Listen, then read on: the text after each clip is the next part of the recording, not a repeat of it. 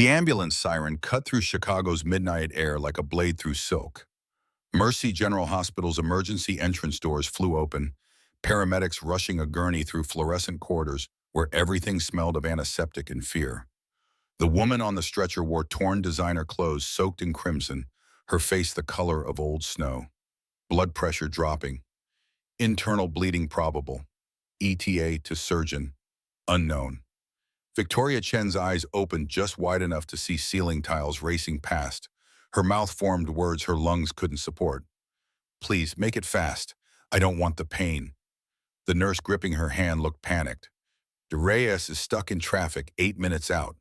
Daniel Morrison heard the commotion from 40 yards away, near the West Corridor vending machines where he had been checking doors on his nightly rounds.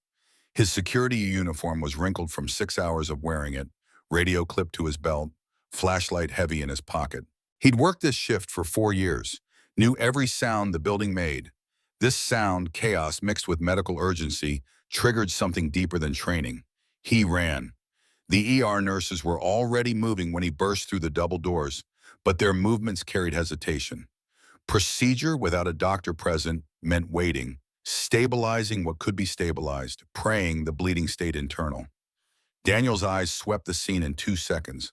1 patient, critical condition, 3 nurses, no physician. The math was simple. Someone had to act. His voice came out calm, steady, the voice he'd used in Kandahar when mortar rounds were falling and boys were dying. Ma'am, you're going to see the sunrise. I promise. Victoria's gaze found him through the fog of shock and pain. This man in a cheap security uniform, this stranger with graying temples and work-worn hands, spoke with absolute certainty, as if he'd made this promise before, as if he'd never broken it. Daniel stripped off his jacket, covered her shaking body for warmth. The motion exposed his right forearm under harsh lights. Black ink etched in military font. 68W, Combat Medic, 2011-2019. Numbers and letters that told a story. Victoria's fading consciousness couldn't quite grasp, but somehow understood. This wasn't just a security guard. He checked her pulse at the carotid, 2 fingers pressed with practiced precision. Weak but present, airway clear, breathing shallow, left arm bleeding through makeshift bandaging. He applied pressure with one hand, gestured with the other. I need O-negative blood, IV line, and someone checking pupil response. Now. The lead nurse hesitated. I know what I'm doing, trust me. Something in his tone made her move. Years of emergency room experience recognized command when she heard it, even from unexpected sources. Daniel's hands worked with the muscle memory of someone who'd done this in worse conditions. Triage, stabilize, keep them alive until real help arrived. The process was automatic, built into his nervous system through 3 tours in a desert where death came faster than helicopters. He locked eyes with Victoria again. Her pupils were dilating unevenly, sign of head trauma or shock. What's your name? Her lips moved. Victoria. Okay, Victoria, I'm Daniel. You were in an accident, but you're going to be fine. The doctor's on his way. Just keep breathing with me. In for 4, out for 4, match my rhythm. She tried, failed, tried again. Her hand reached out, trembling, searching for something solid in a world that had just flipped upside down. Daniel took it, held it firm. Not gentle. She didn't need gentle. She needed an anchor. While his hands moved through procedures no security guard should know, memories flickered uninvited. A checkpoint outside Jalalabad. RPG fire shredding a convoy. 23 men bleeding in sand and heat. His own blood mixing with theirs. The decision to stay, keep working, refuse evacuation until everyone who could be saved was saved. The silver cross they'd pinned on his chest felt heavier than body armor. He pushed the thoughts away. Focused on Victoria's breathing, her pulse, the way color was slowly returning to her cheeks. 7 minutes since she'd arrived. Burst through doors in the distance, white coat flying behind him, already assessing the scene.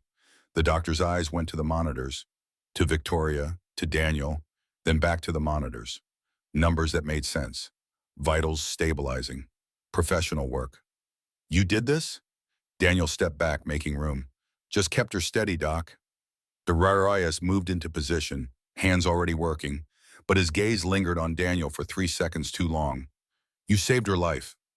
Daniel didn't respond. He was already walking toward the hallway, toward shadows, back to the invisible world where security guards belonged. Victoria's voice, barely audible, followed him. Thank you. He nodded without turning around. Just another night. Just another life. Emma would be waiting in the cafeteria with her math homework and her drawings of superheroes. Time to go check on her. The hospital cafeteria at 12:30 in the morning held the particular loneliness of places meant for crowds but occupied by one. Emma Morrison sat at a corner table, third-grade math workbook open, colored pencils scattered like rainbow shrapnel. She was drawing in the margins again. Her teacher had asked her to stop, but Emma couldn't help it. Pictures made more sense than numbers sometimes. Tonight's drawing showed a stick figure, man with a star on his chest, one hand reaching toward a stick figure woman lying down. Labels in careful print. Dad, lady from TV.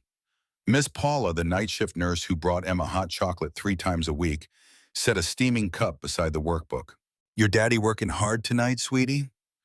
Emma looked up, smiled the way 8-year-olds smile when they're trying to be grown up. He's always working hard. That's what heroes do. She meant it. Emma had decided at age 5 that her father was a superhero in disguise, which explained why he wore a uniform and disappeared into the hospital every night while other kids' dads stayed home. The other kids didn't understand. Their dads had normal jobs, 9-to-5 jobs, jobs that didn't require waiting in hospital cafeterias until dawn broke over Lake Michigan. But Emma understood, sort of. She understood Dad was helping people. She understood Mom wasn't coming back. She understood that adults sometimes lied when they said everything would be okay. But Dad never lied, which meant when he said he'd come home, he would. Still, the anxiety lived in her chest like a small cold stone. 12:35 now. Dad usually texted at 12:30. She pulled out her phone, the basic model Jake's wife Rosa had given her for emergencies, and typed with 2-finger concentration. Dad, you okay? 3 minutes felt like 30. Then her phone buzzed. All good, Em. Just busy. Love you. Emma exhaled, put the phone face down on the table, went back to her drawing. The cold stone in her chest got a little smaller, but never quite disappeared. 5 years ago, almost to the day, Daniel Morrison had stood in dress uniform at Sarah's funeral, while Emma cried in his mother's arms. His daughter had been 3 years old enough to know Mommy was gone, too young to understand forever. The decision had formed in his mind during the pastor's eulogy, hardened during the 21-gun salute, became unbreakable when Emma asked him that night where he'd go next. Nowhere, baby. I'm staying right here. I promise. Leaving the Army meant leaving the only identity he'd built since age 18. Combat medic wasn't just a job, it was who he was, how he moved through the world, the filter through which he understood crisis and calm. But Emma needed stability more than he needed purpose. So he'd filed discharge papers, accepted the honorable separation, packed up their apartment at Fort Campbell, and moved back to Chicago where Sarah's sister could help with childcare. The security job at Mercy General had appeared in an online posting like a gift from a universe that owed him nothing. Night shift, steady pay, health insurance. More importantly, hours that let him be present during Emma's waking life. He slept while she was at school, picked her up at 3, helped with homework, made dinner, tucked her in, then headed to work. She'd stay with his neighbor, Mrs. Kim, until 10, when he'd bring her to the hospital cafeteria. Not ideal, but better than overseas deployments measured in months.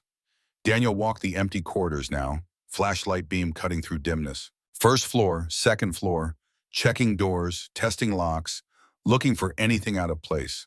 The work was mindless enough to let his brain process what had just happened.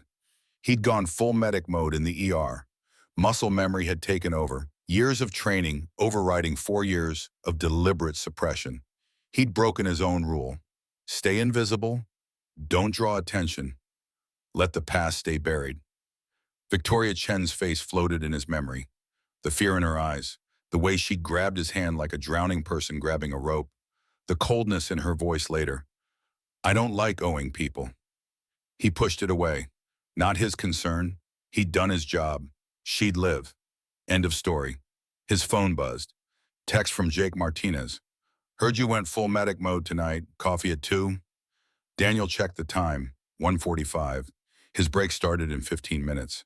He texted back. Yeah. The break room on the third floor smelled like burnt coffee and hope. Jake was already there. Maintenance uniform streaked with grease. Tattoo visible on his left forearm. Marines, Iraq, 2005, 2009. They'd bonded over the tattoos 6 months after Daniel started. That wordless recognition veterans gave each other in civilian spaces. Jake slid a Tupperware container across the table. Tamales, Rosa's specialty. She says Emma's too skinny. Eat. Daniel popped the lid, smiled despite himself. Tell Rosa she's a saint. They ate in comfortable silence for a minute. Then Jake leaned back, studied Daniel with the directness that came from shared combat experience. You gonna tell me what happened with that CEO? Daniel shrugged. Not much to tell. Brother, the entire ER is talking. You stabilized a critical trauma patient like you'd done it yesterday. Nurses said you were calling out procedures, using terminology, acting like what I used to be. Jake nodded. Yeah, like what you used to be. Daniel sipped coffee that tasted like motor oil. Muscle memory. Couldn't just stand there. And now? Now nothing. She's alive. Doctor handled the rest. I go back to checking doors. Jake's expression shifted. Something between frustration and concern. Man, when you gonna let anyone in? Or you just gonna hide behind that uniform forever? I'm not hiding. You requested your military file be sealed. You work night shifts so you don't have to socialize. You haven't dated since Sarah died. Jake. The warning in Daniel's voice was clear. Jake raised both hands. Okay, just saying. You're allowed to live too, you know, not just survive. Daniel stood, threw his coffee cup away.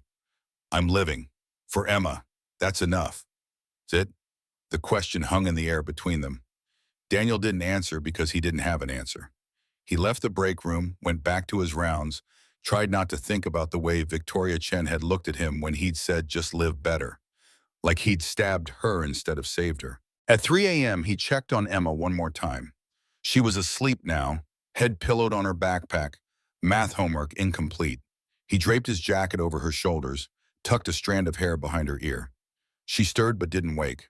This child who'd lost her mother and never complained. Who did her homework in hospital cafeterias and called it normal.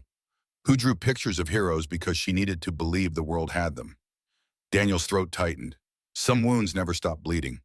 You just learn to walk around with them. Sunrise found Victoria Chen in a private room on Mercy General's top floor, surrounded by machines that beeped rhythms of life continuing. She woke slowly, pain radiating from ribs and arm, head pounding like drums in a war movie.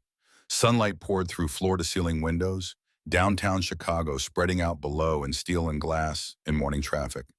He'd been right. She'd seen the sunrise. The memory came in fragments. The crash. Her car spinning. That moment of absolute clarity when she knew she was about to die. Then voices, hands, someone saying words that made death pause. The tattoo on his arm. Combat medic. The way he'd held her hand with the perfect amount of pressure. Not gentle, not rough, just solid. A knock interrupted her thoughts. Rick Stevens entered, carrying a tablet and wearing the expression of a man who'd been up all night managing a crisis. Victoria's executive assistant and COO had been with her for 8 years. Knew her better than anyone, which meant he knew how to read the micro-expressions she thought she hid. Thank God you're okay. He pulled a chair close, voice dropping to the tone they use for sensitive conversations. The board is losing their minds. Media wants a statement. Shareholders are calling. Thomas Kerr has already suggested 3 times that you take medical leave. Victoria tried to sit up, winced, settled for propping herself higher on pillows. What are they saying? The media? Rick hesitated. Single car crash, no DUI, you were distracted. Questions about whether you fell asleep, whether you're handling stress, whether this is a sign of deeper issues with leadership. I swerved to avoid hitting a child on a bicycle. I believe you. The narrative is already spinning. Rick nodded. They both knew how this worked. Victoria Chen, Youngest self-made billionaire in Illinois, Ice Queen CEO, finally cracks under pressure. The story wrote itself. Never mind that she'd been driving to clear her head after 17 hours of board meetings and product launches. Never mind that she'd chosen a child's life over her own safety. The narrative demanded weakness, and the media would find it. Victoria's mind circled back to something else. Rick, last night, before Dr. Reyes arrived, there was a man, security guard. He saved me. A nurse entered to check vitals, overhead the last sentence. Oh, you mean Dan Morrison? Night security. Yeah, he kept you stable until the doctor got here. Pretty impressive. Victoria focused on the nurse. Security guard? The nurse smiled, adjusting IV flow. Sweetest guy in the hospital, single dad. His daughter Emma waits for him in the cafeteria every night. He's like everyone's favorite person here. She made a note on her tablet, left. The door clicked shut. Victoria stared at where the nurse had been standing. Single dad, daughter Emma, security guard, the pieces didn't fit. That man's hands, his voice, his absolute certainty, those belonged to someone with serious medical training, not someone who checked doors for minimum wage. Rick was already pulling up employee records on his tablet. Daniel Morrison, age 38, night security, hired 4 years ago. He frowned. That's weird. What? Previous employment just says healthcare worker. No details, no references. Employment history starts 4 years ago. Before that, nothing. No LinkedIn, no social media presence. The file is minimal. Victoria's instincts kicked in, the ones that had built a tech empire from her parents' struggling import business. When something didn't add up, dig until it did. He's hiding something. Or he specifically requested privacy. Rick looked up from the screen. Want me to dig deeper? Victoria started to say yes, then stopped. Something about the way Daniel Morrison had looked at her, not impressed by her wealth, not intimidated by her position, just focused on keeping her alive, made her hesitate. No, not yet. Rick leaned back, choosing words carefully. Victoria, the nurse said he kept you stable. That's not normal security guard stuff. The way she described it, he used medical terminology, knew pressure points, stayed calm under crisis. That's professional level competence. The memory sharpened, his hands checking her pulse at the neck, not the wrist. The way he tilted her head to check airway. The commands he'd given nurses with absolute authority. That tattoo. Rick continued, voice dropping lower. If media finds out you were saved by some mystery guy and starts digging into who he really is, we should control this narrative. Get ahead of it. Victoria felt her walls going up, the ones she'd built brick by brick since childhood. Her father's voice echoed from decades past. Never let them see you need anyone. Need is weakness. Weakness is death in business. Agreed, I don't need rumors. I'll handle it. But as Rick left to manage the media storm, Victoria found herself staring out the window at a city she'd conquered through sheer force of will and wondering why Daniel Morrison's words kept playing on repeat. Just live better, like he could see straight through her designer clothes and billion-dollar net worth to the scared girl underneath who'd learned too young that vulnerability meant abandonment. Her mother had left when Victoria was 12. Couldn't handle the pressure of being married to a man who measured success in 16-hour days and measured love not at all. Victoria had watched her father's face when he'd found the note, watched him fold it carefully, put it in his desk drawer, and never speak of it again. The lesson had been clear. Emotion is weakness. Control is power. Never let anyone close enough to hurt you. She'd built Chen Industries into a tech giant using those lessons. Youngest CEO of a Fortune 500 company. Billion-dollar valuations. Partnerships with defense contractors and Silicon Valley titans. All of it achieved by maintaining perfect control, never showing vulnerability, never admitting she needed help from anyone. And now some security guard had saved her life and told her to live better. The audacity of it burned in her chest like good whiskey. By noon, Victoria had checked herself out of the hospital against doctor's orders. Rick protested. Reyes protested. She ignored them all, signed the liability waivers, and headed for the elevator on crutches because admitting she needed a wheelchair felt like surrender. That's when she saw him, Daniel Morrison was walking toward her down the corridor. End of shift exhaustion written in the lines around his eyes. He wore the same security uniform, same radio on his belt, but now Victoria saw details she'd missed through the fog of trauma. The way he carried himself, spine straight, head up, eyes scanning environment with practiced awareness. Military bearing, combat veteran bearing, not security guard bearing at all. Their eyes met. Something passed between them, electric and complicated. Recognition, connection, the strange intimacy of saved and savior. Daniel nodded with quiet respect, started to walk past. Victoria heard herself speak before her brain approved the words. Wait, you're Daniel Morrison? He stopped, turned. Yes, ma'am. She limped closer, Rick hovering protectively behind her. This close, she could see the gray threading through Daniel's dark hair, the scar above his left eyebrow, the steadiness in his gaze that came from seeing terrible things and surviving them. You saved my life last night. Just did what needed to be done, ma'am. Dr. Reyes did the real work. The nurse said you kept me stable, that you knew what you were doing. Brief silence. Daniel didn't elaborate, didn't defend himself, just stood there with the patience of someone comfortable with silence. Victoria pushed. Where did you learn that? Picked up some things over the years. Rick stepped forward, diplomatic smile in place, but calculation in his eyes. Ms. Chen wanted to thank you personally. We're very grateful. Then his voice dropped, took on the careful tone of someone delivering news the recipient wouldn't like. We're also hoping we can keep the details private, you understand. Daniel's expression didn't change. Not sure what you mean. Media loves a dramatic story. Billionaire saved by mystery hero. It creates questions, speculation. Ms. Chen values her privacy. Victoria added, hearing her voice come out harder than intended. I'd prefer if you didn't discuss last night. With anyone. I don't need complications. Daniel looked at her. Really looked at her. Not at her designer hospital gown, or her expensive crutches, or the way she held herself like someone used to commanding rooms. He looked at her the way a medic looks at a patient, assessing what's really wrong beneath surface symptoms. She felt exposed, seen in a way she hadn't been seen in years. His voice came out quiet but firm. Wasn't planning to talk about it, ma'am.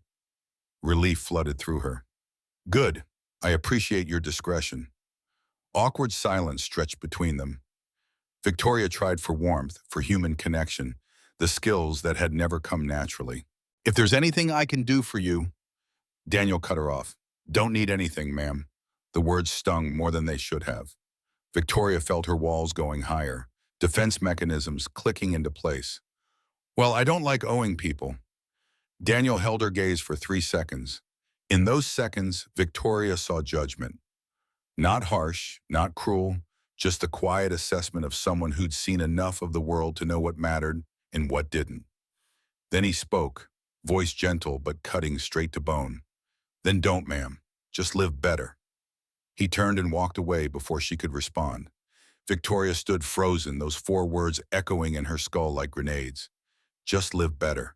As if her entire existence, the empire she'd built, the wealth she'd accumulated, the control she'd achieved, amounted to not living at all. As if this man in a minimum wage uniform saw through everything she'd spent 35 years constructing. Rick touched her elbow. Chen, your car's waiting. She couldn't move. Couldn't stop watching Daniel Morrison disappear down the corridor. Then a child's voice cut through the haze. Dad! Dad! I finished all my homework! A little girl ran up to Daniel, 8 years old, backpack bouncing, face lit up with pride only children can generate. Emma, the daughter who waited in cafeterias. Daniel scooped her up without hesitation, and for just a moment his entire demeanor changed. The walls came down, the military bearing softened. He became just a father picking up his kid after work. Emma's voice carried down the hallway. Was it a busy night? Daniel's response was quieter, but Victoria caught it. Just another shift, sweetheart. He put Emma down, took her hand, and they walked toward the exit together. Father and daughter, his hand on her head, her backpack bouncing with each step. A complete unit of 2, needing nothing from the world except each other. Something twisted in Victoria's chest. She couldn't name it, didn't want to name it, but it felt uncomfortably like envy. Rick cleared his throat. She's adorable, Victoria corrected automatically. He, he has a daughter. Right. Rick was watching her watch them leave. Should I have the car brought around? Victoria nodded, let Rick guide her toward the exit, but her mind was already spinning. Daniel Morrison, combat medic, single father, security guard.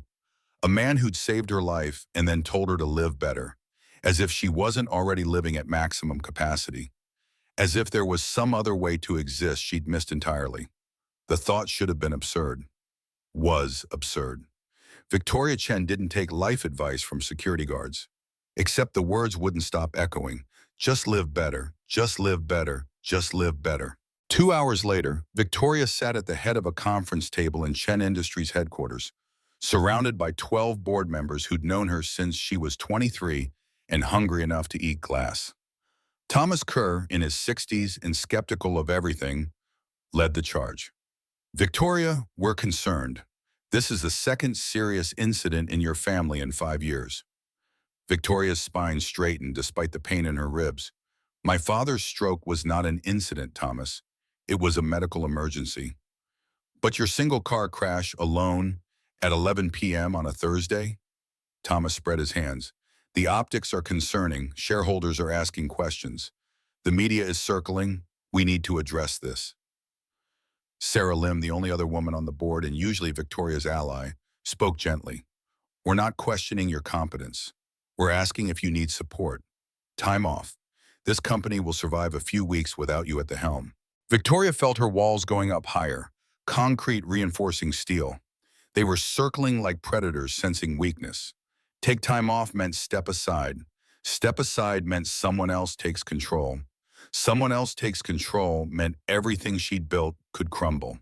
I'm fine. Q3 earnings are up 23%. The DoD contract is signed. We're launching 3 new products next quarter. Thomas interrupted. You're deflecting. This board cares about you, Victoria, not just as our CEO, but as a person. If you're struggling, I'm not struggling. Her voice came out ice cold, the tone that ended arguments and closed deals and made grown men step back. I made a choice to save a child's life. I would make the same choice again. That's not weakness. That's being human. The words felt hollow even as she said them, being human. When was the last time she'd felt human? When was the last time she'd done something that didn't serve the company, the brand, the empire? When was the last time she'd done something just because it was right? Daniel Morrison's face floated in her memory again. The steadiness in his eyes, the way he'd held her hand without hesitation, without calculation, just pure human connection in a moment of crisis. No agenda, no angle, just help freely given. The board meeting dragged on another hour. Victoria deflected, controlled, managed. By the time they adjourned, she'd won. No medical leave, no stepping aside. Business as usual. The victory felt emptier than usual. Rick followed her back to her office, closed the door, and spoke in the voice he used when they were alone and honesty was required. I did more digging on Daniel Morrison. Victoria looked up from her laptop. I told you not to. I didn't use company resources, just public records. He paused. He was Army, combat medic. Discharged 5 years ago. Victoria's fingers stopped typing. Rick continued. His wife died in a car accident while he was overseas. Raised his daughter alone since then. That's why he works nights, so he can be there for Emma during the day. Silence filled the office. Victoria felt something cracking in her chest, small fissures in walls she'd thought were impenetrable. Why are you telling me this? Because you told him to just live better, and I think maybe you should know who you said that to. Rick left. Victoria sat alone in her corner office, surrounded by awards and accolades and proof of success, staring at Chicago's skyline and feeling like the loneliest person in the world. She pulled up Google, typed Daniel Morrison Army. Nothing came up. Tried combat medic Chicago Sarah Morrison. Found an obituary from 5 years ago. Sarah Morrison, age 33, beloved wife and mother, died in tragic accident. Survived by husband Daniel Morrison, deployed overseas, and daughter Emma Morrison, age 3. Victoria read the obituary 3 times. Tried to imagine what it felt like to be overseas, fighting a war, and get news that your wife was dead. Your 3-year-old daughter was motherless. Your entire world had ended while you were 10,000 miles away saving strangers. Then she imagined that man, 5 years later, working a security guard job to be present for his daughter, sleeping while she was at school, picking her up every afternoon, making dinner, helping with homework, tucking her in, then going to work all night while she slept, living a life of pure sacrifice without complaint, without glory, without anyone knowing who he'd been or what he'd given up. And she'd told him to just live better. She'd treated him like hired help. She'd asked him to stay silent so her reputation wouldn't be complicated by association with him. Victoria closed her laptop, pressed her palms against her eyes, and let out a sound that might have been a laugh or a sob. She wasn't sure which. Wasn't sure it mattered. For the first time in years, she felt something other than controlled. She felt ashamed. Friday afternoon, Daniel picked Emma up from Woodlawn Elementary like every other Friday, except Emma was practically vibrating with excitement. She ran to his car, backpack bouncing, face glowing. "Dad, Dad, guess what?" Daniel opened the passenger door. "What, kiddo?" Emma scrambled in, words tumbling out faster than breath. "Ms. Martinez said Chen Industries donated a whole new computer lab to our school. Every classroom gets tablets and a coding program. And everything." Daniel went very still. His hands stayed on the steering wheel, but his mind was racing. Chen Industries, Victoria Chen's company. The woman who'd asked him to keep quiet, who'd made it clear she didn't want association with him. That Victoria Chen, Emma kept talking, oblivious to her father's silence. "Isn't that amazing? The lady you saved, her company did that. They're putting up a banner and everything. Miss Martinez says it's going to help hundreds of kids learn technology." Daniel looked through the windshield at the school building, where maintenance workers were already hanging a banner. "Thank you, Chen Legacy Foundation." Big letters, bright colors, visible from the street. Emma tugged his sleeve. "Dad, do you think she's nice, the lady?" Daniel started the car, pulled away from the curb, chose words carefully. "I think she pays her debts differently." "What does that mean?" "It means people show gratitude in their own way. Sometimes with words, sometimes with actions." Emma considered this with the seriousness only 8-year-olds could bring to philosophical questions. "I think both matter." Daniel smiled despite the complicated feelings churning in his chest. "You're smarter than most adults, you know that?" "I have a good teacher."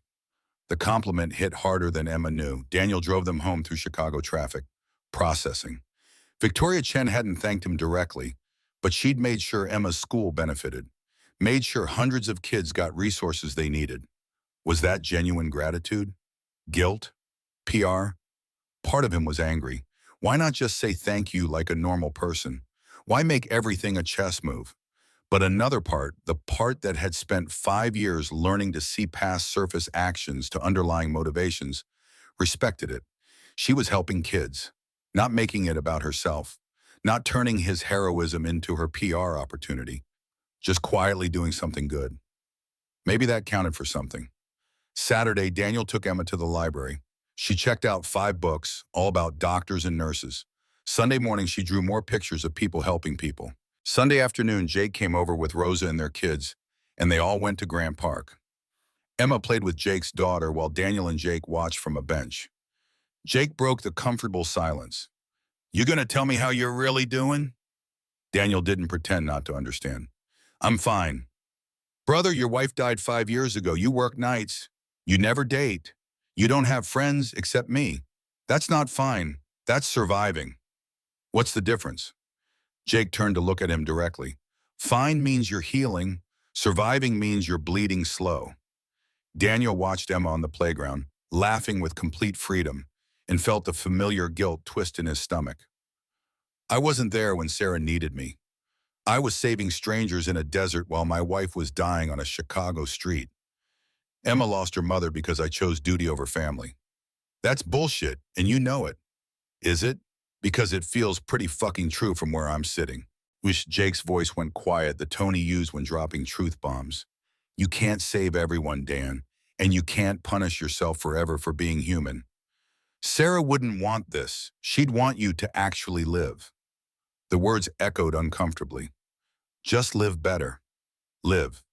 Actually live. Daniel changed the subject. How's work? Jake led him. They talked about the hospital, about Emma's school, about nothing important. But the words lingered.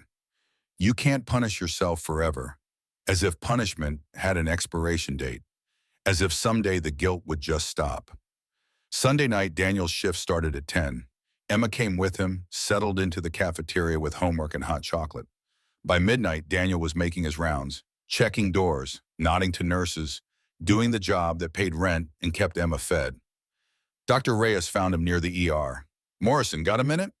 They stepped into a supply closet converted to break room. Privacy not guaranteed, but better than nothing, Doctor. Reyes studied Daniel with the intensity of someone trained to see past what patients said to what their bodies revealed. I heard what you did Thursday night with Victoria Chen. Just helped out, sir. I've been an ER doctor for 25 years. What you did wasn't helping out. That was advanced trauma stabilization. That was someone with serious training, keeping a critical patient alive through pure competence. Daniel stayed quiet. Let the silence do the work. Dr. Reyes continued, I looked at your file. Says previous employment was healthcare. Doesn't say what kind. That's correct. Morrison, were you military medical? Beat, 2 beats, 3. I'd prefer to keep my past private, Dr. Reyes. The doctor nodded slowly, respect in his eyes. Understood, but Morrison, if you ever want to go back to that work, I could use someone like you. We're always short on paramedics, good ones especially. You'd have to get certified, but with your background, it'd be fast. I'm exactly where I need to be. Okay, Dr. Reyes headed for the door, paused. But Morrison, don't hide your light under a bushel. People need to see what you're capable of, especially your daughter. She should know her dad's a hero. Daniel didn't respond. Let Dr. Reyes leave. Sat alone in the break room with bad coffee and complicated thoughts. Hero. The words sat wrong. Heroes were the ones who didn't come home. Heroes were the 23 men he'd saved, but the hundreds he couldn't. Heroes weren't men who worked security jobs and let their combat careers die quiet deaths. He finished his shift at 6, collected Emma from the cafeteria, drove home through sunrise. Emma fell asleep in the car, head against the window, completely trusting. Daniel carried her inside, tucked her into bed without waking her, then stood in his kitchen, staring at Chicago through a window too small to contain the view. Somewhere in this city, Victoria Chen was waking up in her penthouse, drinking coffee that cost more than his daily wage, preparing for another day of building empires and controlling narratives. Living a life so different from his, they might as well be different species. But they'd shared something Thursday night, that moment when death was close and pretense didn't matter. When he was just a medic and she was just someone who needed help, and neither of their histories mattered at all. Pure human connection, stripped of context. He wondered if she remembered that, or if she'd already filed it away under crisis managed. Move on. Monday morning, Rick Stevens knocked on Victoria's office door with news she both expected and dreaded. The hospital gala is in 3 weeks, annual charity event. Your family foundation is the primary sponsor. Victoria didn't look up from her laptop. I know, I go every year. Security detail will be provided by Mercy General's staff. Victoria's fingers froze on the keyboard. Rick's voice was carefully neutral. Daniel Morrison will probably be there. She looked up. Rick's face revealed nothing, but they'd worked together too long for her to miss the subtext. This was an opportunity, a chance to talk to him properly, a chance to maybe apologize for treating him like he was invisible. I'll think about it. Rick left. Victoria stared at the gala invitation on her desk. 3 weeks. 3 weeks to figure out what to say to a man who'd saved her life and then told her to live better. 3 weeks to decide if she even wanted to treat him. Her phone buzzed. Text from Thomas Kerr. Board meeting Wednesday. Quarterly projections. Be prepared. Victoria deleted the text, looked back at the gala invitation, and felt something she hadn't felt in years. Fear. Not of death, she'd faced that already. Fear of being seen, really seen. The way Daniel Morrison had seen her in that hospital corridor. seen past the armor, to the scared girl underneath who'd built walls so high nobody could reach her. Maybe that was the point. Maybe nobody was supposed to reach her. Maybe living better meant living alone, but powerful, safe, controlled. Except she remembered his hand holding hers, the way he'd promised sunrise without hesitation, the way he'd looked at Emma like she was the entire world contained in 45 pounds of 8-year-old determination.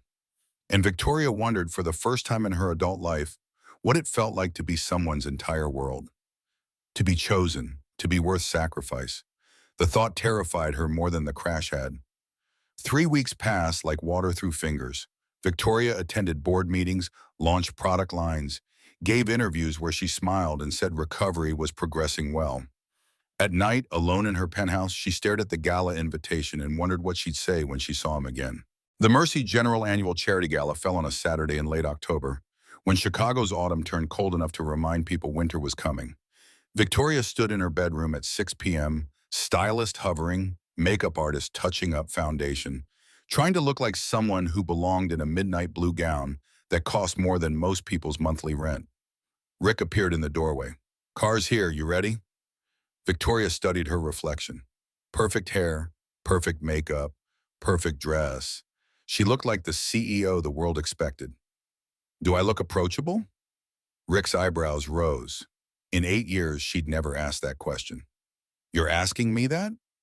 "The board thinks I'm too cold. Media calls me Ice Queen. Maybe they're right." "Victoria, you're brilliant and driven. That's not cold. That's successful." She turned from the mirror. Daniel Morrison didn't see success. He saw someone afraid of owing anything to anyone. Rick's expression shifted, something like understanding crossing his face. "So tonight you thank him. Properly. Face to face. Human to human." Victoria nodded, but anxiety crawled up her spine like spiders. Human to human. She'd forgotten how to do that somewhere between building an empire and burying her mother's abandonment under layers of achievement. Daniel stood in the hospital security office at 7 p.m., adjusting his formal uniform, while Jake watched with barely concealed amusement. The gala meant all security staff wore dress versions of their standard issue, pressed shirts, polished shoes, ties that felt like nooses. Jake straightened Daniel's collar. "Big night, all the rich folks in one place." "Just another shift." "Chen's gonna be there." Daniel's hand stilled on his tie. "I know." "You gonna talk to her?" "Only if someone needs medical attention."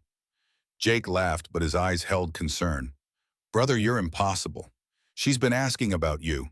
Daniel's head snapped up. "What?" "Hospital grapevine.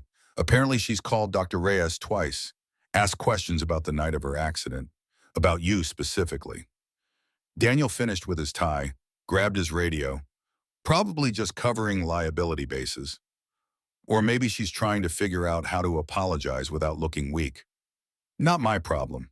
Jake shook his head. "You know what your problem is? You've got walls so high you can't see over them anymore. Not everyone's gonna hurt you like..." Daniel's phone rang. Emma on video call, staying with Rosa for the night. Her face filled the screen, gap-toothed smile bright. "Dad, you look handsome." Some of the tension left Daniel's shoulders. "Thanks, Em. You being good for Mrs. Martinez?" "Always. Say hi to the computer lab lady if you see her." Daniel smiled despite himself. "Will do, kiddo."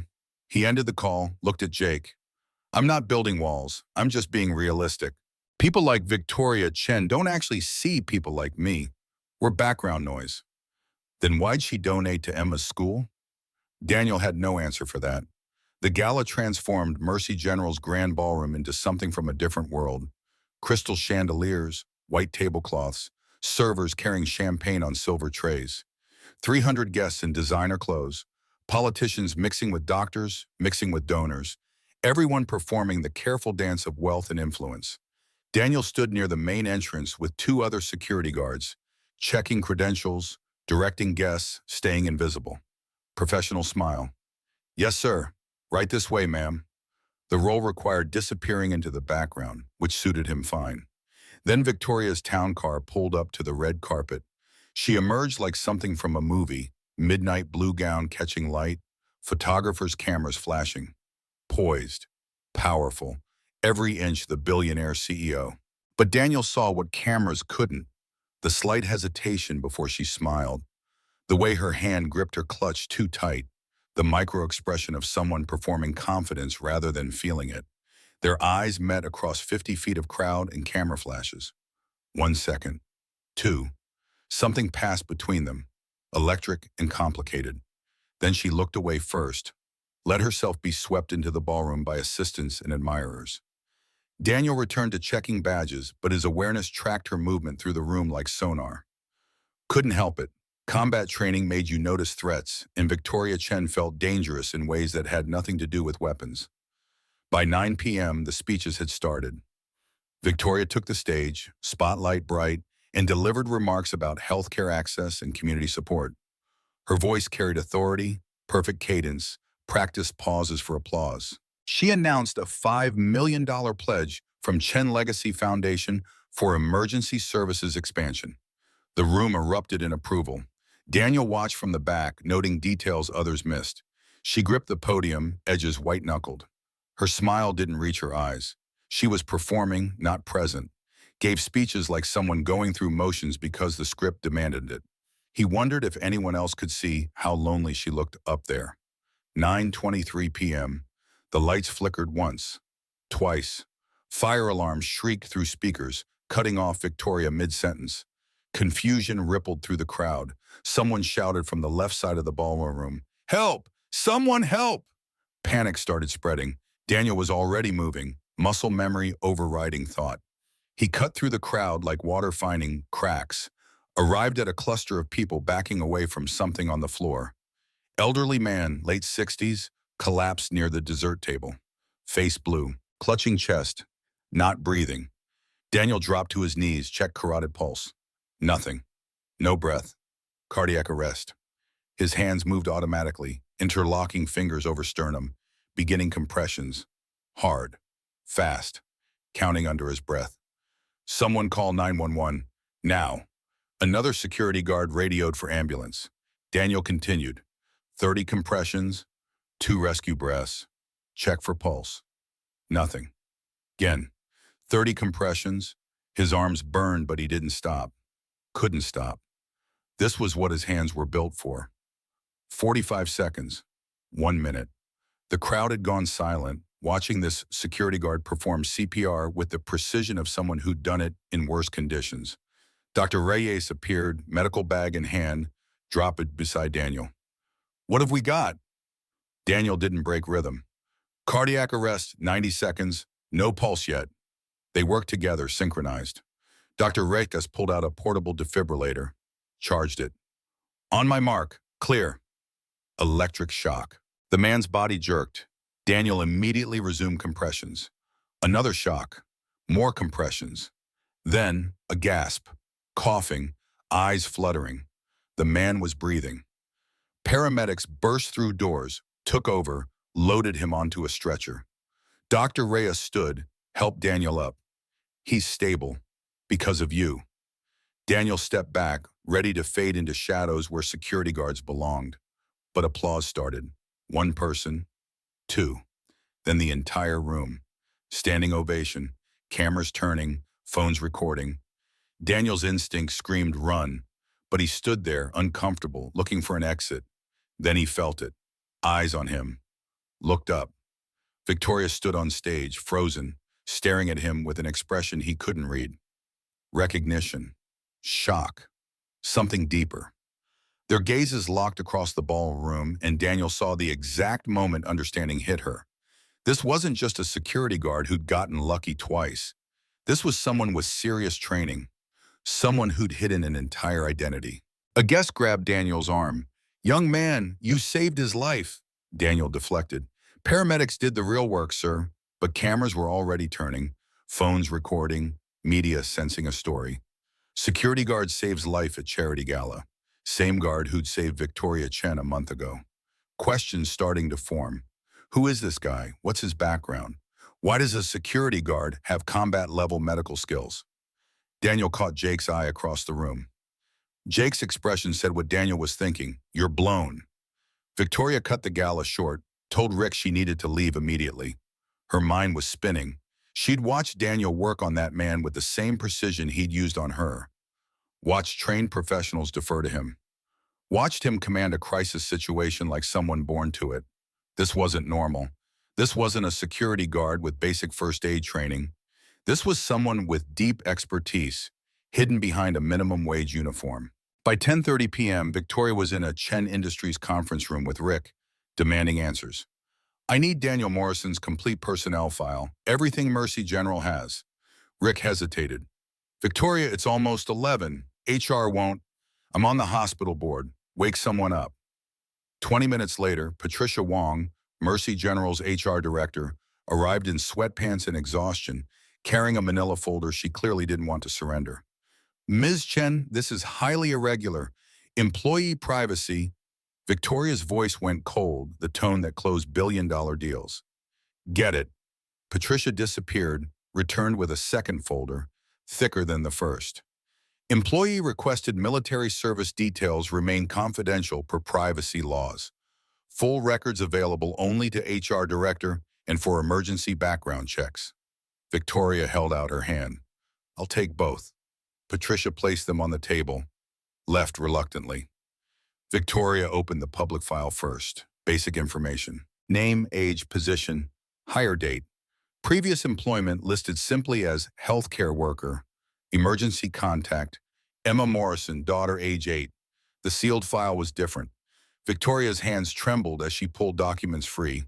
United States Army personnel record. Name, Daniel James Morrison.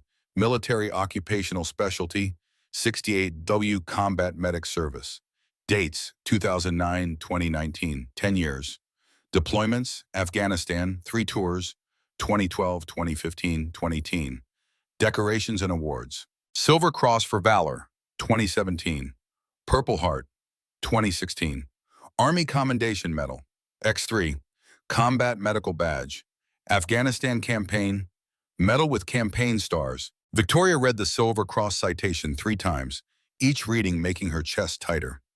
On August 15, 2017, during Taliban ambush near Kandahar province, Specialist Daniel Morrison repeatedly exposed himself to enemy fire to evacuate 23 wounded soldiers. Despite sustaining injuries himself, Specialist Morrison performed emergency field surgeries under direct fire, refusing evacuation until all casualties were secured. His actions directly resulted in 23 lives saved. A newspaper clipping was paperclipped to the citation. Photo of younger Daniel, maybe 33, in dress uniform with medals on his chest. Eyes harder than now. Haunted. The headline, Hero Medic Saves 23 in Afghanistan Ambush. Victoria kept reading. Discharge papers. Reason, honorable. Family hardship. Date, October 2019. Notes section had one line. Spouse deceased, sole guardian of minor child. Another document. Death certificate. Sarah Elizabeth Morrison died September 12, 2019. Cause motor vehicle accident. Survived by husband Daniel Morrison, deployed. Daughter Emma Morrison, age 3. The timeline constructed itself in Victoria's mind. Daniel overseas, saving strangers in a desert. Wife back home, raising their 3-year-old daughter alone. Car accident. Sarah dead. Daniel gets the notification while still deployed. Finishes his tour because that's what soldiers do. Comes home to a daughter who'd lost her mother and a life that no longer existed. Then he'd made the choice. Left the army. Left his identity as a combat hero. Took a security job that paid barely enough to cover rent. Worked nights so he could be there for Emma during the day. Gave up everything to be the parent she needed. And Victoria had told him to just live better. Rick was reading over her shoulder. Jesus Christ. Victoria's voice came out strangled. He was in Afghanistan when his wife died. He gave up being a decorated war hero to become a single father working minimum wage. And I treated him like... Victoria couldn't finish. The words stuck in her throat. Like hired help. Like he was beneath her. Like his heroism was an inconvenience to her carefully controlled narrative. Rick spoke carefully. What are you going to do? Victoria stood, paced to the window overlooking Chicago's nighttime skyline. I'm going to tell the truth. Publicly. Victoria, he specifically requested privacy. He deserves recognition. The world needs to see Rick cut her off, sharp. No, listen to yourself. This isn't about what you think he deserves. This is about what he wants. You can't make yourself feel better by putting him in a spotlight he explicitly avoided. The words hit like a slap. Victoria turned. I'm trying to do the right thing. Then talk to him first. Ask what he wants. Don't make this decision for him just because it eases your guilt. Victoria sank into a chair. Rick was right. Of course he was right. She'd spent a month feeling guilty about how she'd treated Daniel, and her first instinct was to make a grand gesture that served her need for redemption more than his actual wishes.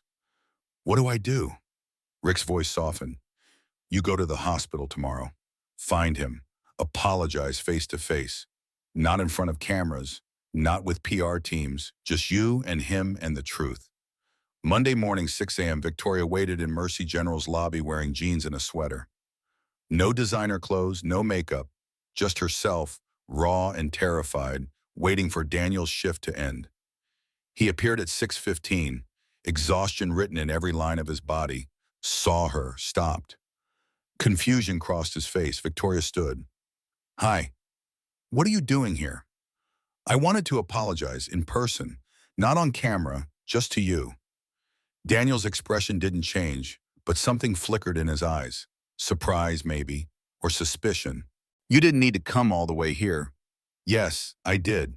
Victoria gestured to the empty cafeteria. Can we talk? 5 minutes.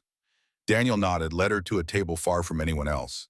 They sat across from each other, and Victoria realized she'd never been this nervous closing a billion-dollar deal. She started with the truth. I read your file last night, after the gala. I know who you are, what you did in Afghanistan, what you gave up for Emma. Daniel's jaw tightened. You had no right. I know, you're right, but I needed to understand why a combat medic was working as a security guard, why someone who saved 23 soldiers under fire was checking doors at night. And now you know.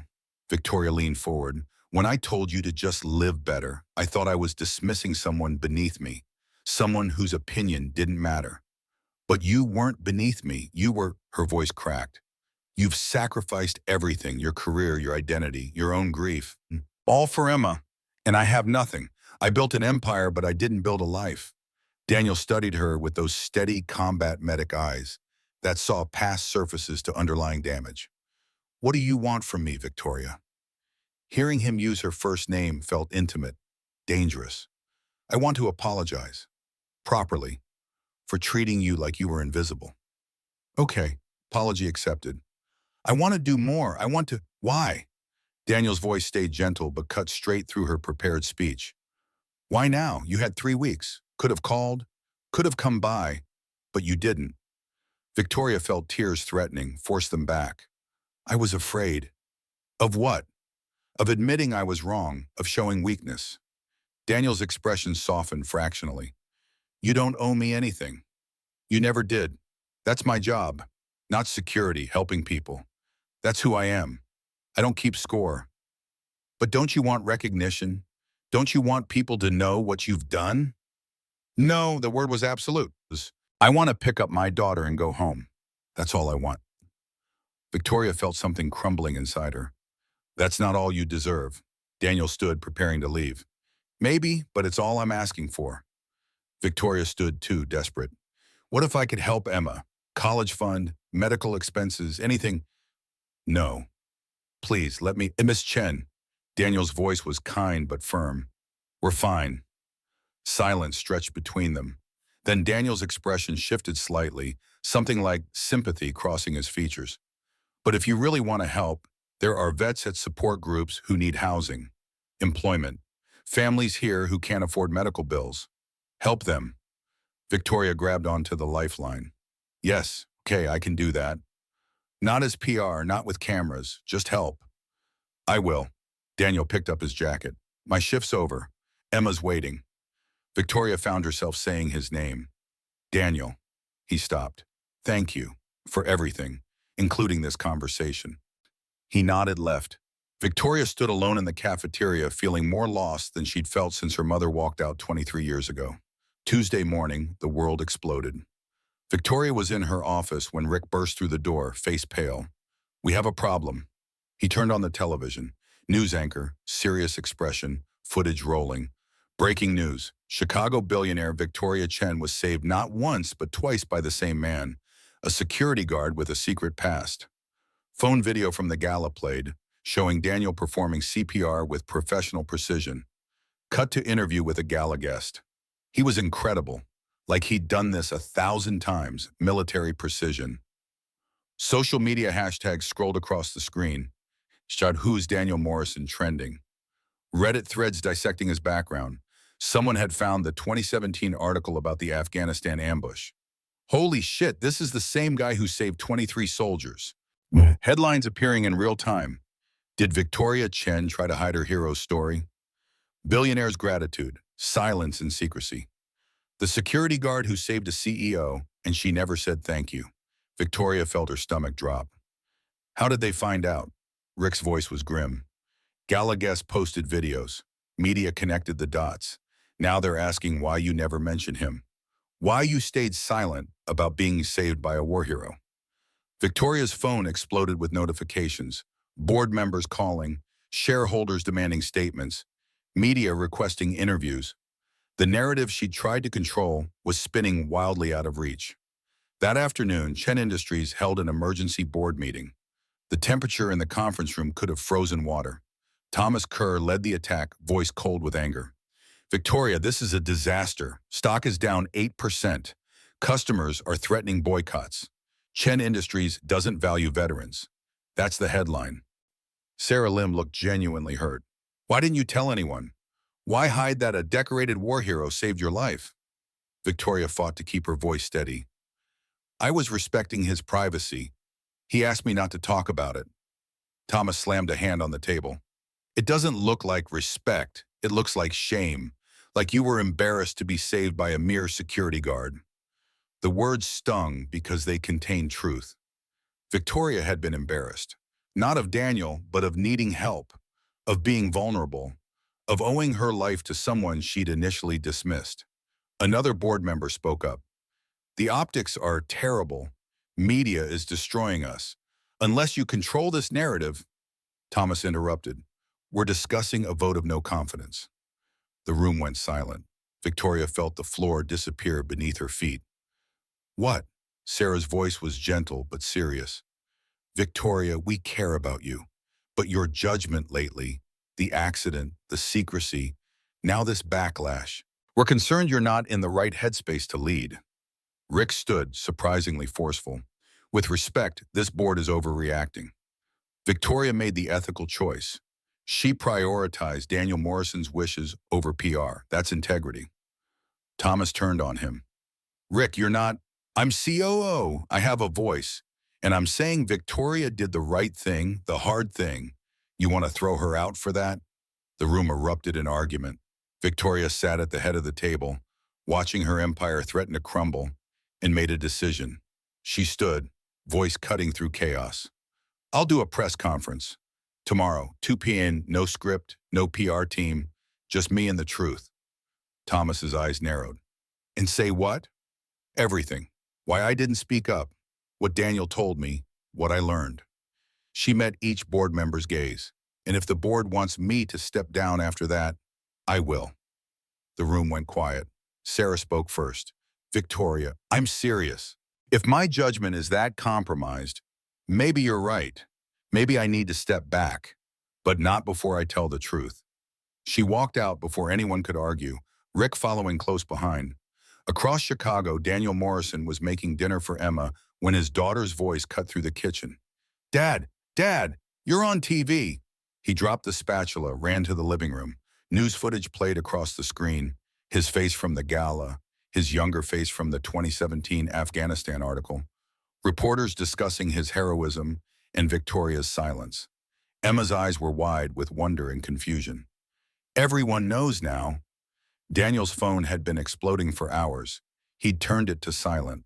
Now he picked it up, saw dozens of missed calls, messages from old army buddies, reporters requesting interviews, strangers on social media calling him a hero. Jake's text stood out, turn on channel 7. Emma climbed into his lap. This is good, right? Now people know you're a hero. Daniel wrapped his arms around his daughter, felt the familiar weight of responsibility and love. I didn't want this. Why not? Because it's not about me. It never was. Emma twisted to look at him, 8 years old and wiser than her age. Is the computer lab lady mad at you? I don't know, maybe. You should call her. Daniel almost laughing. It's complicated, Em. Emma gave him the look she'd perfected, the one that said adults overthought everything. She saved your life by being nice. You saved her life by being brave. That's not complicated. Before Daniel could respond, his phone rang. Unknown number. Against his better judgment, he answered. Mr. Morrison, this is Channel 7 News. We'd like to offer you an exclusive interview about... Daniel hung up, turned off his phone completely, held Emma tighter. Somewhere in this city, Victoria Chen was preparing to face cameras and tell truths she'd spent her life hiding. And Daniel knew, with the certainty of someone who'd survived enough chaos to recognize its patterns, that tomorrow would change everything. Whether for better or worse remained to be seen. Part 3, Fianban Sua, Da Press Conference Lab. Minimum 6 to 800, maximum 7,000 words. Friday morning, Victoria visited her father in the long-term care facility where he'd lived since his stroke. The room smelled like disinfectant and age.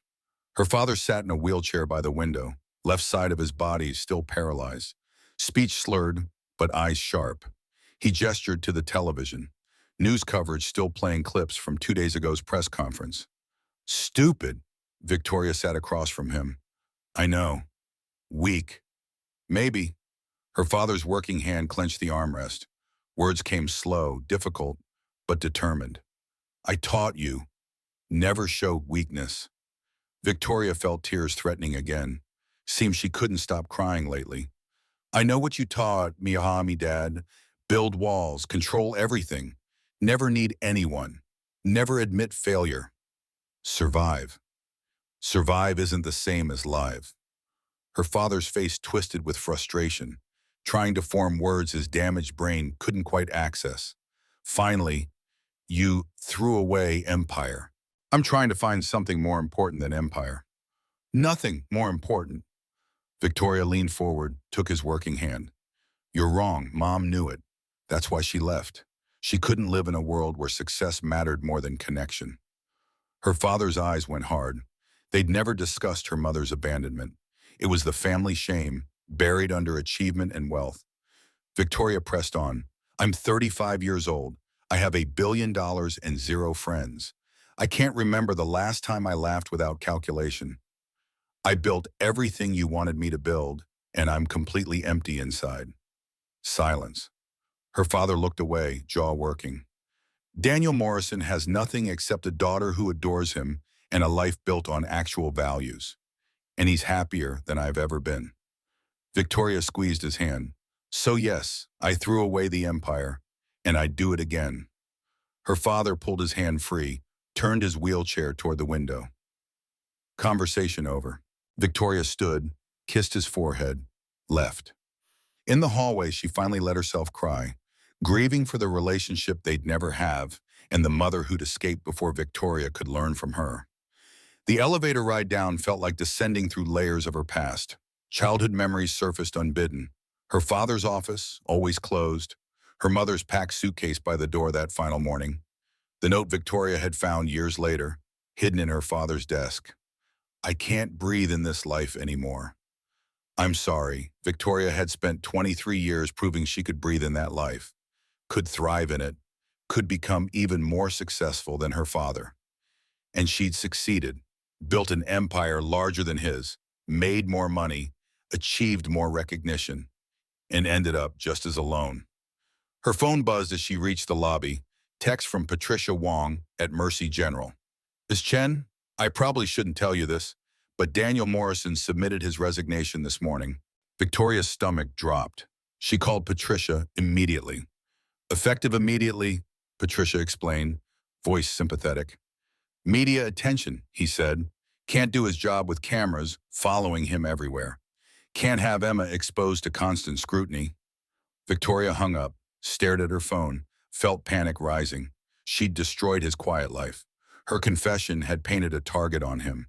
made him visible when all he'd wanted was invisibility. He was running because of her. She called Rick.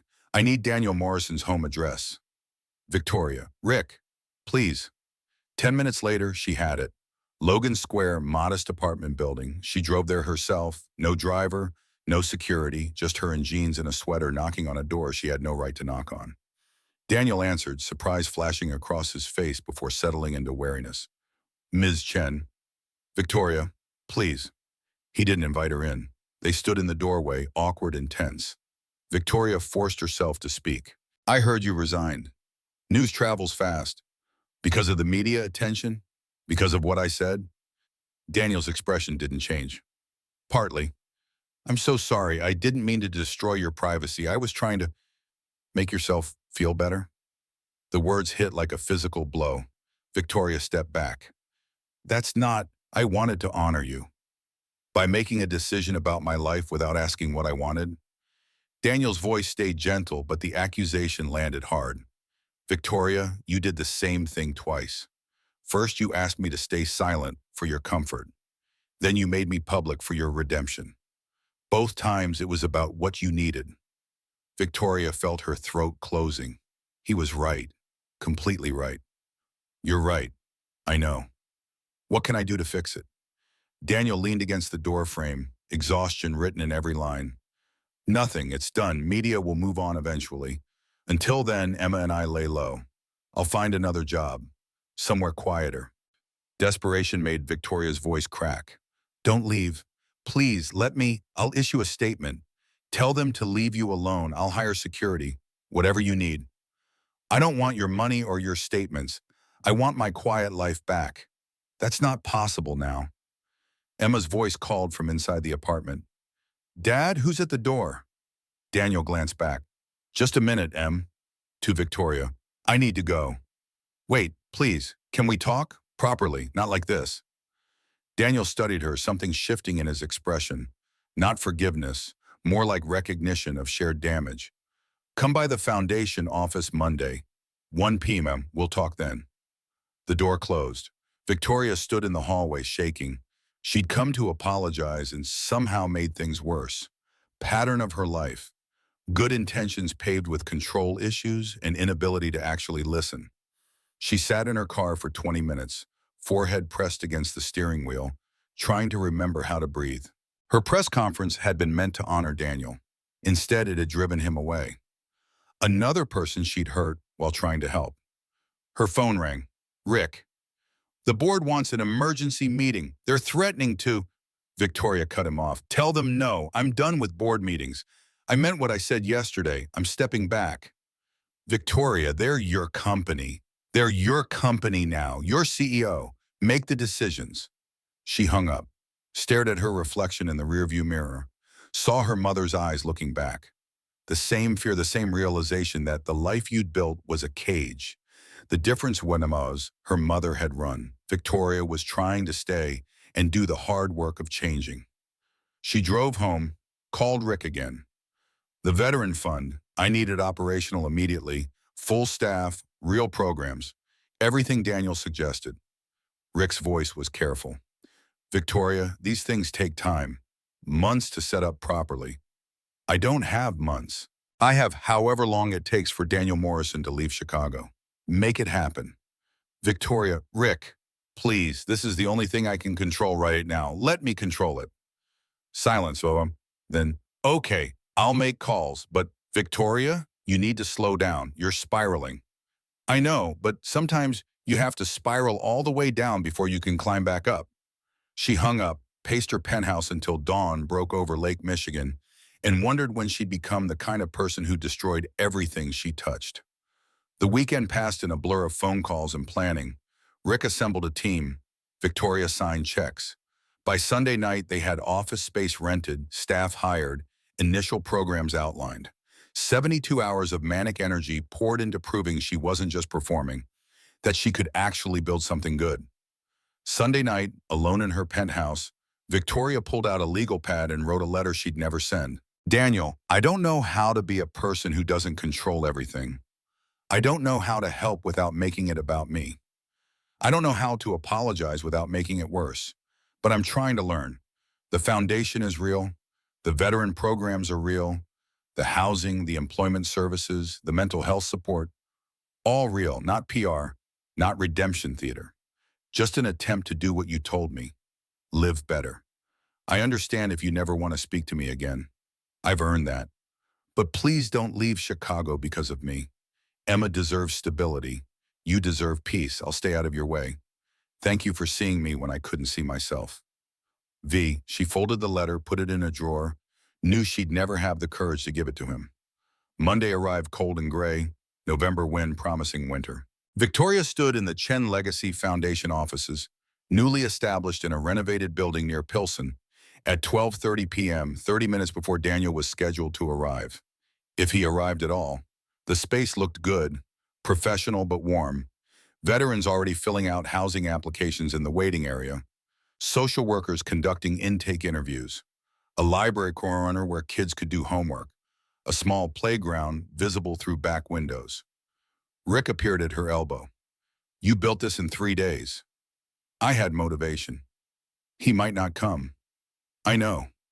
1 p.m. arrived, no Daniel. Victoria's chest tightened. 1:15. She was starting to accept he wasn't coming when the door opened. Daniel walked in, took in the activity visible through glass walls. Staff setting up computers, veterans getting help, social workers talking with families. His expression remained neutral, but Victoria saw the flicker of surprise. They went to a conference room, sat across from each other. Victoria slid a folder across the table, hands shaking slightly. Employment and housing programs for veterans, mental health services, job training, everything you suggested last week. Fully funded, operational as of today. Daniel opened the folder, scanned the contents. Victoria watched his face, trying to gauge reaction. He read slowly, carefully, checking details. Finally, he closed the folder, met her eyes. You did this in 3 days? I have resources and motivation. He kept the folder closed, hands flat on top of it. Wait, because you were right about everything, and I need to prove I'm not just performing. I'm actually trying to change. Change doesn't happen in 3 days. I know, but it has to start somewhere. Victoria leaned forward. Daniel, I'm not asking for forgiveness. I'm asking for a chance to do something good with the power I have, and I need help from someone who actually knows what veterans need. You want me to consult? I want you to co-direct the program with me. Daniel's eyebrows rose. What? Victoria pulled out a second folder. Employment offer, salary triple what he'd made at the hospital. Flexible hours, health insurance for Emma. Part-time, 20 hours a week. You'd help design programs, you meet with veterans, make sure we're actually helping instead of just throwing money around. She paused, gathered courage. Emma could come here after school. We have a library, art room, small playground out back. She'd be safe, you'd be close. She could do homework while you work. Daniel stared at the offer letter like it might detonate. Victoria, I'm a security guard. I don't have experience with. You have the only experience that matters. You're one of them. You know what it's like to transition from combat to civilian life, to carry trauma nobody else can see, to need help but not know how to ask. Silence stretched between them. Victoria waited, barely breathing. She'd put everything into this moment. If he said no, she'd respect it, but please let him say yes. One condition. Hope flared in her chest. Anything. Daniel's eyes locked onto hers, serious and unwavering. Don't put me on a pedestal. Don't call me a hero. Don't use me for PR. I'm just a guy trying to help other guys. That's all. Deal. They shook hands. Something passed between them. Not romance, not yet, but connection. Possibility. The sense that maybe broken people could build something whole together. Daniel's grip was firm, calloused, real. Victoria felt grounded for the first time since the accident. When can you start? She asked. Give me a week. Need to settle things with Emma. Make sure she's comfortable with the change. Of course, take whatever time you need.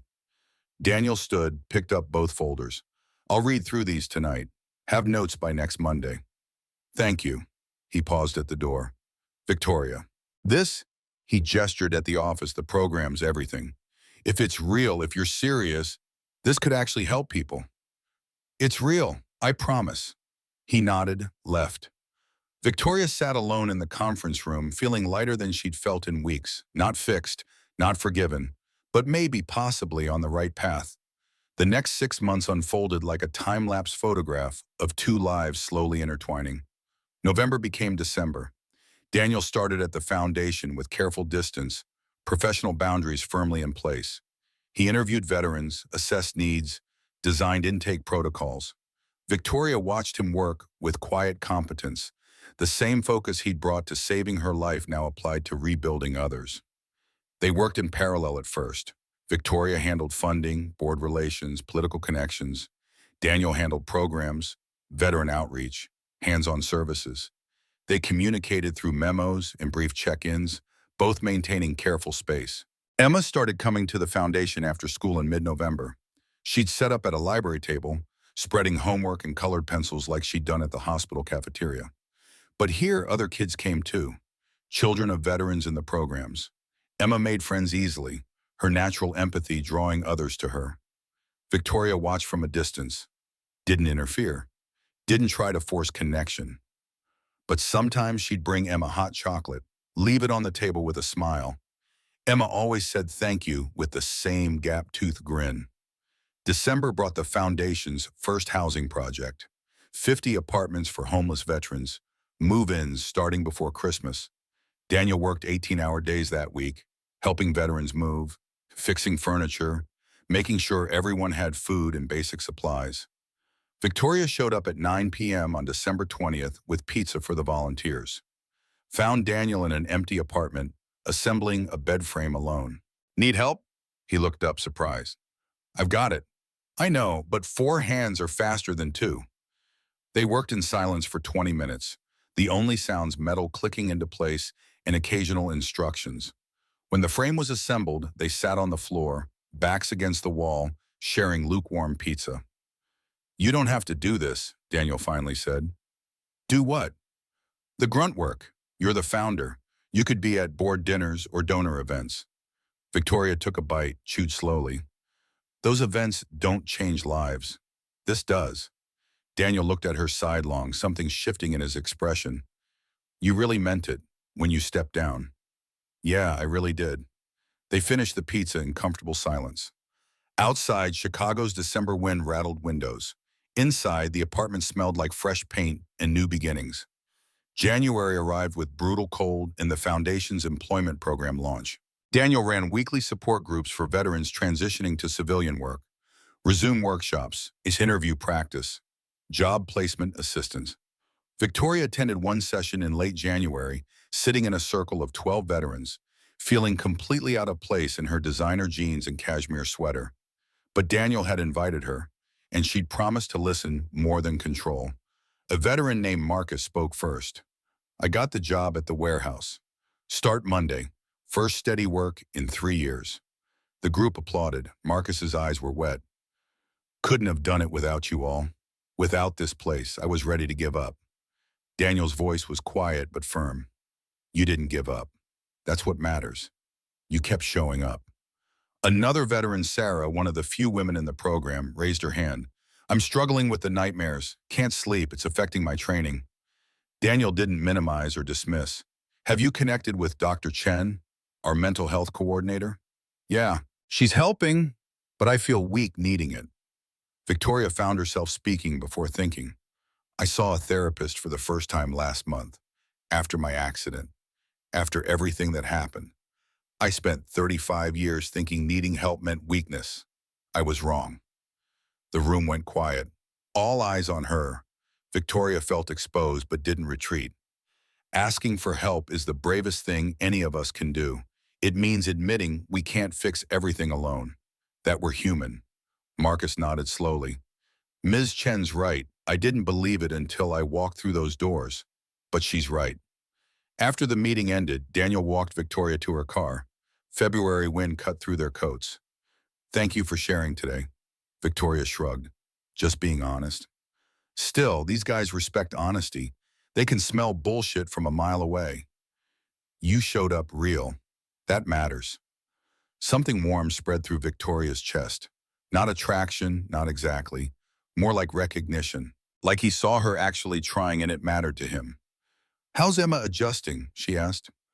"Good. She likes coming here. Feels like she's part of something." "She is. She's the heart of this place. All the kids love her." Daniel smiled, rare and genuine. "She loves you too. Asked me yesterday if you were staying for dinner." Victoria's breath caught. "What did you tell her?" "I said I didn't know, but that maybe we could ask you sometime." "I'd like that." They stood by her car, snow starting to fall, Chicago's lights reflecting off clouds in orange and purple. "I should go," Victoria finally said. "Yeah, see you tomorrow?" "See you tomorrow." She drove home feeling lighter than air. February brought Emma's ninth birthday. Daniel had initially planned a small party at their apartment, just Emma's school friends and Jake's family. But Emma had other ideas. "Can Miss Victoria come?" she asked over breakfast one Saturday. Daniel looked up from his coffee. "Em, I'm sure she's busy. Can you ask her? Please?" Daniel texted Victoria that afternoon. Her response came immediately. "I wouldn't miss it. What does Emma like?" The party was chaos in the best way. 15 nine-year-olds running through Daniel's modest apartment, pizza everywhere, balloon animals from Jake's brother-in-law who moonlighted as a party clown. Victoria arrived at 3 p.m. with a gift bag, nervous energy radiating off her. Emma saw her, squealed, ran across the room. "You came!" Victoria knelt down, let Emma hug her tight. "Of course I came. Wouldn't miss your birthday." "I'm 9 now." "I heard. That's very grown up." Emma dragged her over to her friends. "This is Miss Victoria. She works with my dad helping people." Victoria spent the next hour doing face painting with Emma's classmates, playing pin the tail on the donkey, laughing at bad jokes only children found funny. Daniel watched from across the room, something shifting in his chest. She fit here, in his tiny apartment with mismatched furniture and kid chaos everywhere. She fit. When Emma opened presents, Victoria's gift was last. A bicycle, blue with silver streamers and a basket on the front. Emma's eyes went huge. "This is the best present ever." She launched herself at Victoria, nearly knocking her over with the force of the hug. Victoria caught her, held tight, and Daniel saw tears in her eyes. "Thank you," Emma whispered. "You're so welcome, sweetheart." After the party wound down and parents collected their sugar high kids, Victoria stayed to help clean up. She and Daniel worked side by side, picking up paper plates and pop balloons while Emma tried out her new bike in the building's parking lot under Jake's supervision. "You didn't have to do that," Daniel said. "The bike? She needed one." "All of it. Coming here, doing face painting, playing games, you made her day." Victoria smiled, soft and genuine. "She made mine too." They finished cleaning in comfortable silence. When everything was sorted, they stood by the door, neither quite ready to say goodbye. "Can I ask you something?" Victoria said. "Always." "Are we friends? Is that what this is?" Daniel considered. "Yeah, I think we are." "Good, because I've never really had friends before. Not real ones. Want to make sure I'm doing it right." Daniel laughed, surprised and delighted. "You're doing it right." March brought warmth and possibility. The foundation programs were thriving. 40 veterans housed, 35 employed, 20 receiving mental health services. Numbers that represented actual human lives improved. Late one night in the foundation office, Victoria and Daniel reviewed 6 months of results. Spreadsheets and reports covered the conference table, Chinese takeout containers between them. The building was empty except for them. Victoria leaned back, rubbed her eyes. "We're actually making a difference." "Yeah, we are." She looked at him across the desk. "I like this. Us. This work." "Me too." "Is it weird that I'm happier now than when I was CEO of a Fortune 500 company?" Daniel smiled. "Not weird. Honest." The moment stretched, loaded with unspoken feelings. Victoria broke it first, standing to gather her things. "I should go. Early meeting tomorrow with the housing developer." Daniel walked her to her car. March night air carried the scent of Lake Michigan and coming spring. They stood in the parking lot, neither quite ready to say goodbye. Again. Victoria took a breath, dove in. "Daniel, can I ask you something?" "Always." "Do you ever think about this being more than work?" His expression shifted. Surprise? Consideration? Something deeper underneath. More than friends, you mean? Yeah. Daniel was quiet for a long moment. When he spoke, his voice carried the weight of grief still unprocessed. Victoria, I haven't dated since Sarah. I don't know if I can. I'm not asking for promises. I'm just asking if you feel it too. The pull? Yeah. Daniel met her eyes, vulnerability written across his face. Yeah, I feel it. Well, so what do we do about it? He took her hand, tentative, testing. She squeezed back. I don't know, but maybe we see where it goes? Slow, no pressure. Victoria smiled, genuine and unguarded. I can do slow. Good, because I'm terrified. Me too. They stood there holding hands like teenagers. Chicago's lights spread around them like fallen stars, and both felt something ancient and powerful. Hope. April and May passed in a blur of growing closeness. Coffee meetings became dinners. Work conversations became personal confessions. They didn't kiss, didn't rush, just spent time together, learning each other, building foundation for something more. One May evening, they took Emma kite flying at Grant Park. Emma ran ahead, kites soaring against blue sky while adults walked behind in comfortable silence. I talked to my therapist about you yesterday, Victoria said. Daniel glanced over, surprised. Yeah? She asked if I was falling in love. I said I thought maybe I was. She asked if that scared me. What did you say? That it terrifies me, but I'm trying to do it anyway. Daniel stopped walking, turned to face her fully. Victoria. I'm not asking for anything, she said quickly. I just wanted you to know. I'm falling for you, have been for months, and I'm scared out of my mind. But I'd rather be scared with you than safe and alone. Daniel reached out, cupped her face in his hand, calloused palm warm against her cheek. I'm falling for you too. Relief flooded through her. Yeah? Yeah. Since February at least. Maybe earlier. You walked into Emma's birthday party looking terrified and determined, and I thought, this woman, this impossible, brave, beautiful woman. Victoria laughed, tearful. I wasn't brave, I was faking it.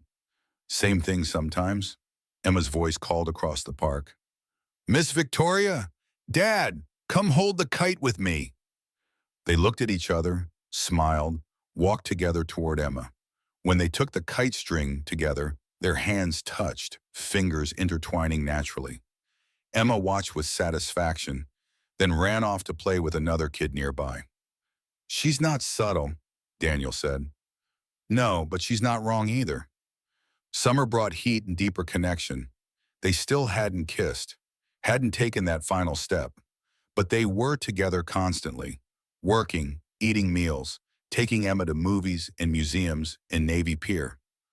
One July evening after Emma was asleep, they sat on Daniel's tiny balcony, sharing a beer and watching Chicago's heat lightning flash in distant clouds. I need to tell you something, Daniel said, about Sarah. Victoria waited, gave him space. She called me 2 weeks before she died. I was on patrol near Kandahar. She said she couldn't do it alone anymore, that Emma needed me home, that she needed me home. His voice cracked. I told her to hang on 2 more months, that I'd be back soon, that she was strong enough. Silence filled with cricket songs and distant traffic. She wasn't. Or maybe she was, but she shouldn't have had to be.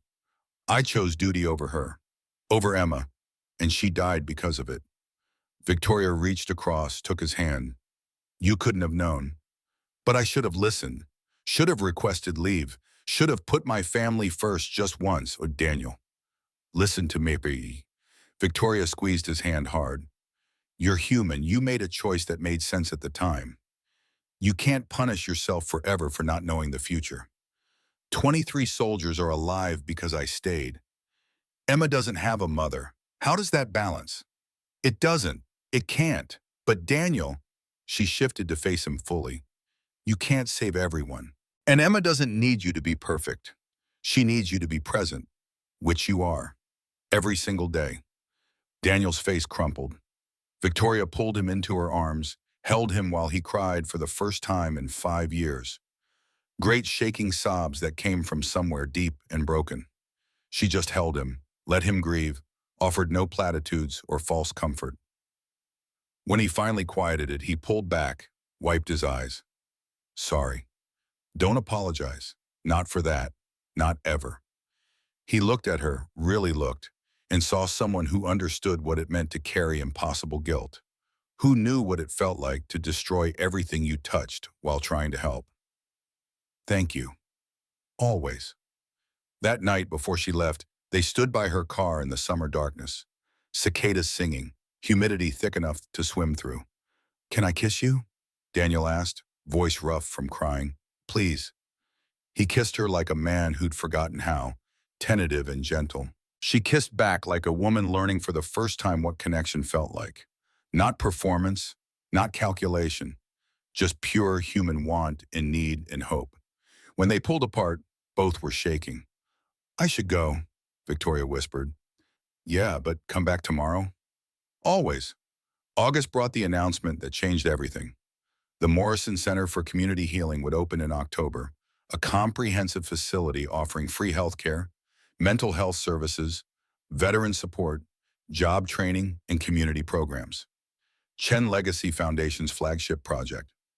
Victoria made the announcement in early August, showed Daniel the architectural plans over dinner at a diner they'd adopted as theirs. This is your legacy. Has to have your name. Daniel argued. It should be the Chen Morrison Center, or just the community center, not just my name. Morrison Center, final decision. You saved my life. You built these programs. This is yours. Victoria, Daniel, please, let me do this one thing without arguing. He relented, knowing when he was beaten. The next 2 months blurred past in construction meetings and program planning. Daniel officially moved into Victoria's penthouse in September, not because they had to, but because they wanted to. Moss got her own room with windows overlooking Lake Michigan. She decorated it with her drawings and the bicycle Victoria had given her, which she kept inside like a treasure. They were a family, imperfect, still healing, but together. October 10th arrived with falling leaves and crisp autumn air. The Morrison Center opening drew 500 people, politicians, veterans, families, media covering the story that had captivated Chicago for a year. Daniel stood backstage in a suit Victoria had helped him pick out, uncomfortable with attention, but accepting its necessity. Jake straightened his tie, pride evident in every gesture. You ready for this, brother?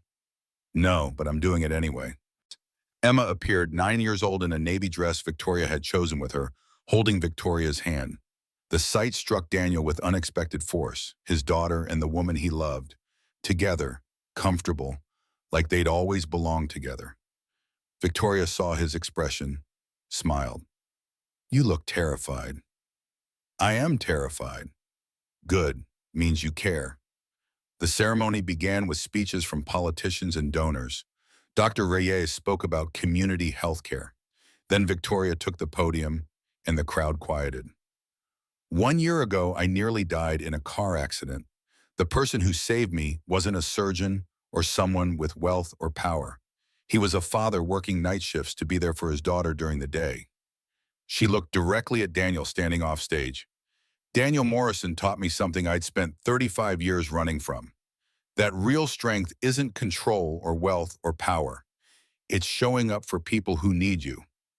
Being vulnerable enough to let them show up for you. Building community instead of empires. Her voice caught with emotion. This center exists because Daniel showed me what actually matters in life. It's named after him not because he wanted recognition, he didn't, but because he represents everything we should aspire to be. Humble, selfless, willing to do the hard work of healing. Applause erupted. Victoria gestured. Daniel Morrison, please join me. Emma pushed him forward. Go, Dad, they need to see you. Daniel walked onto stage, supremely uncomfortable, wishing he could disappear. Victoria handed him the microphone. 500 faces looking at him, cameras recording. He found Emma in the front row, let her smile ground him. I'm not good at speeches. Better with heartbeats and blood pressure. Laughter rippled through the crowd. Daniel found his footing. A year ago, I thought I was living, providing for Emma, doing my getting through each day. But I was just surviving, just bleeding slowly and pretending the wounds had healed. He looked at Victoria, drew courage from her presence. Then I met someone who was also surviving, also bleeding. We were both terrified of actually being alive, of letting people close, of risking the pain that comes with real connection. His voice strengthened. But we learned something together. Strength isn't walls or control or pretending you don't need anyone. Strength is showing up even when you're scared, asking for help even when it feels like weakness, building something bigger than yourself because you believe the world can be better. He gestured at the building behind him. This center represents that belief, that we're stronger together than alone, that community heals, that everyone deserves a second chance. The applause built. Daniel stepped back, but Victoria pulled the wooden box from behind the podium. Inside, a medal, simple, beautiful, custom-made. Engraving read, "For Daniel Morrison, you promised sunrise. Thank you for keeping your promise." Victoria's hands trembled as she pinned it to his chest. "I know you hate being called a hero, but you gave me back my life, not just by saving me, by showing me how to actually live it." Tears streamed down her face. "Don't fade into shadows again. The world needs people like you. I need people like you." They stood inches apart, entire crowd watching. Daniel's voice came out quiet enough only she could hear. "I'm not going anywhere. I promise, Bado. I'm going to hold you to that." "Good." Iman ran onto stage holding her drawing, the one she'd refined over months. Stick figure Dad. Stick figure Victoria. Between them, a glowing heart labeled family. She held it up for the crowd. "Look what I made." The crowd melted into applause and cheers. Emma hugged Victoria first, fierce and tight, then pulled Daniel down into the embrace. 3 people on stage, cameras flashing, but none of that mattered compared to the feeling of being chosen, being family, being home. Later, after speeches ended and crowds dispersed and the center emptied for the night, Daniel found Victoria on the rooftop. Sunset painted Chicago in oranges and golds, the kind of sky that made promises worth keeping. She turned at his footsteps. "Hey, hey yourself," he joined her at the railing. "Hell of a day." "Yeah." She leaned into him, natural as breathing. "I meant what I said up there." "I know, I meant what I said too." Silence settled, comfortable and charged. Victoria broke it first, voice steady with decision. "I love you. I'm in love with you, fully, completely, terrifyingly, and I need you to know that." Daniel turned to face her, taking both her hands. "I love you too. Probably have been since you showed up at my apartment looking lost and determined." "So what happens now?" "Now we build this." He gestured between them. "The same way we built that center. With care, with intention, one day at a time." Victoria smiled through tears. "I can do one day at a time." "Good, because I'm not letting you go, ever." He pulled her close, kissed her like a man who'd finally stopped being afraid, and she kissed back like a woman who'd learned to be brave. Chicago's sunset wrapped around them, promise of tomorrow glowing on every horizon. They stood there long after the sun disappeared, holding each other under emerging stars, 2 people who'd survived their own private wars finally finding peace.